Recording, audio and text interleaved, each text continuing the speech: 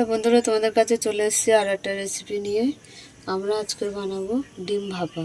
তা ডিম ভাপার জন্য আমরা ডিমগুলো নিয়ে নিয়েছি, সিদ্ধ করে নেব। ডিমগুলো ছেড়ে দিলাম, আমরা সিদ্ধ করে নেব।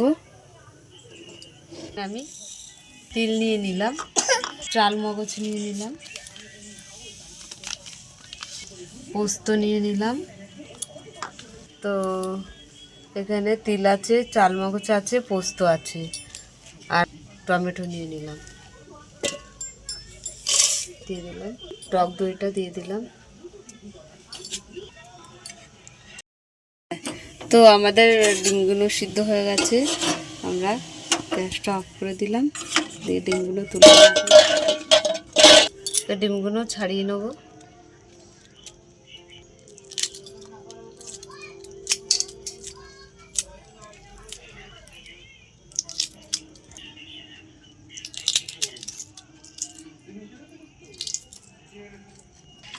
তো এইভাবে ডিমগুলো সবগুলো ছাড়িয়ে নেব।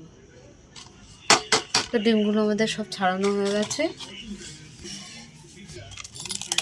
আমরা ঢেলে নিলাম মশলা। পোস্ত, চালমগজ, তিল, টমেটো, কাঁচা লঙ্কা, না তো একটু ধুয়ে জলটা দিয়ে দিলাম, স্বাদ মতো নুন দিয়ে দিলাম, ডিমগুলো সব দিয়ে দিলাম,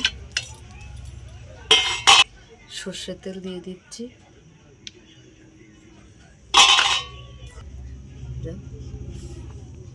কাঁচা লঙ্কা দিয়ে দিলাম, ঢাকনাটা আটকে দিলাম।